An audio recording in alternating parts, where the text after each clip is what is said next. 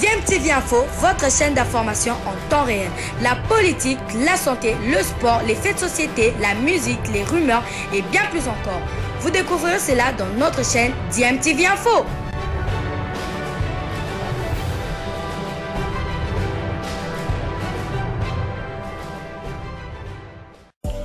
Vous êtes sur DMTV, bonjour ou bonsoir, tout dépend de l'heure à laquelle vous nous suivez. Tout plaisir est pour nous de vous retrouver, mais surtout de savoir que vous êtes nombreux en train de suivre votre chaîne YouTube DMTV. DMTV qui vous propose l'actualité, vous propose également des analyses et des réflexions sur des sujets d'actualité, sur des faits sociaux, tout simplement sur des réalités que nous observons ici chez nous en République démocratique du Congo. Le ministre de la Justice de la RDC, Constant Mutamba, devient de plus en plus populaire auprès de la population.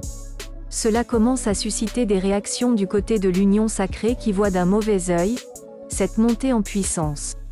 Alors que tout Congolais sait que le président de la République Félix-Antoine Tshisekedi Tshilombo ne pourra pas briguer un troisième mandat, selon la Constitution, un membre de l'Union sacrée proche du parti au pouvoir craint cette popularité nouvelle du ministre Constant Mutamba. Cela démontre que certains du côté de l'Union sacrée souhaitent que la Constitution soit changée pour permettre au président Tshisekedi de demeurer à la tête du pays. Suivez ces propos choquants de Maître Kabengeyla Ilunga contre Constant Mutamba qualifié de populiste. Ici, j'interviens comme membre de l'Union sacrée et cadre de forces politiques alliées de l'UDPS Tshisekedi. Cette contre-réplique du ministre d'État, ministre de la Justice, m'interpelle à plus d'un titre.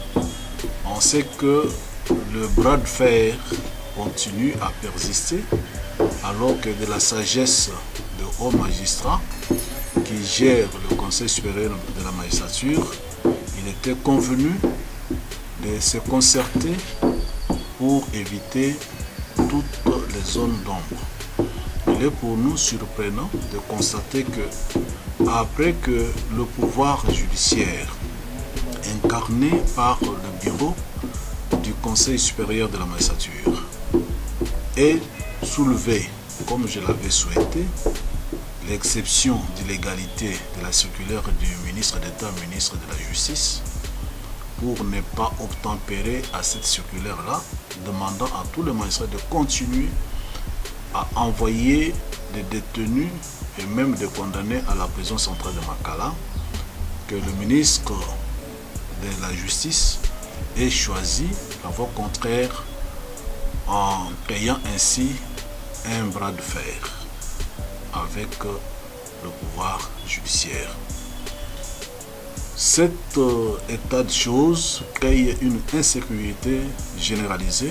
D'abord, vous savez que même parmi les gens qui ont bénéficié des relaxations au profit du désengorgement de la prison centrale de Makala, il y a un qui a tué son frère et a été jugé en procédure de flagrance et il a été retourné à la prison centrale de Makala.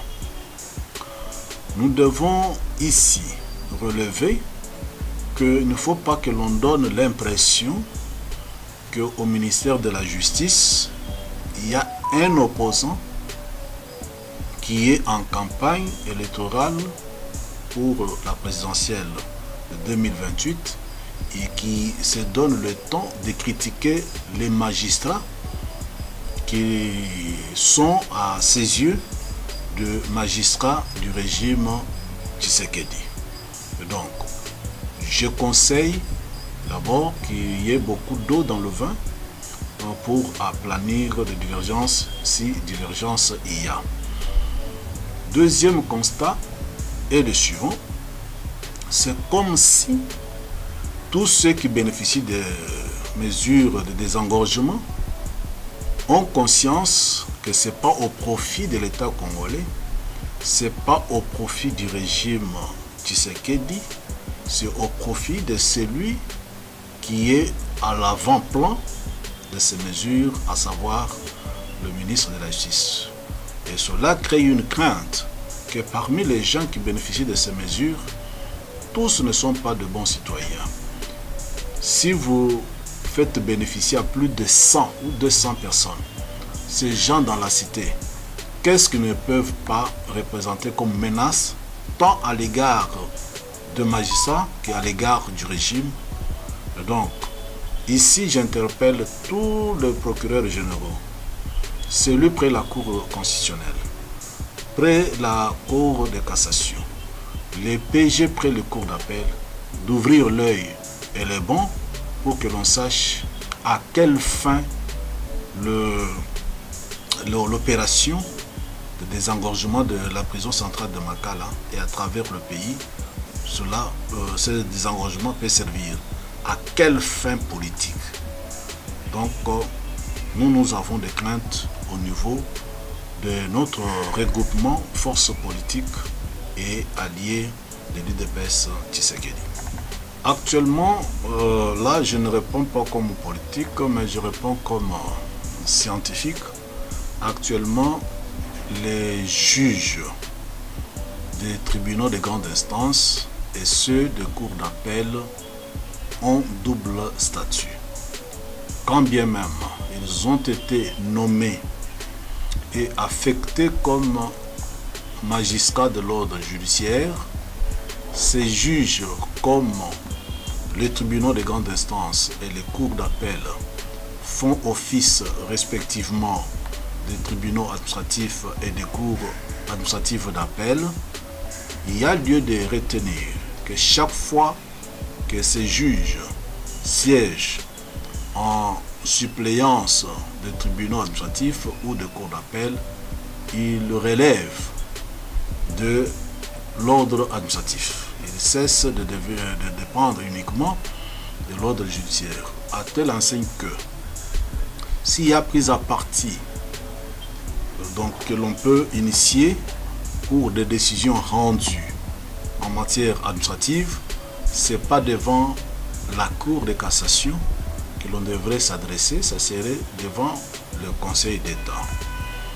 De même, lorsque ces juridictions siègent en matière administrative, s'il y a lieu de faire des renvois des juridictions, donc ça sera devant la Cour administrative d'appel par rapport aux tribunaux administratifs. Sinon, si on veut quitter d'un ressort d'une cour d'appel à un autre ressort, ça serait devant le Conseil d'État que la procédure de renvoi de juridiction peut se poursuivre. Donc, il faut maintenant faire la part des choses qu'à un moment, ces juges de ces deux juridictions, tribunaux de grande instance et cours d'appel, sont maintenant à cheval entre l'ordre judiciaire et l'ordre administratif. Cela dépend des matières qu'ils traitent.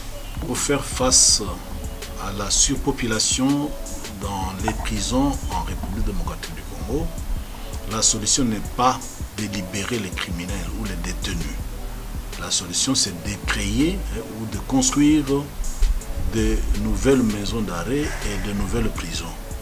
Parce que, comme je l'ai dit, ceux qui bénéficient de ces mesures-là, apparemment, ils ont l'impression que ce n'est pas la République qui leur accorde cette faveur, mais ils voient la personne qui porte.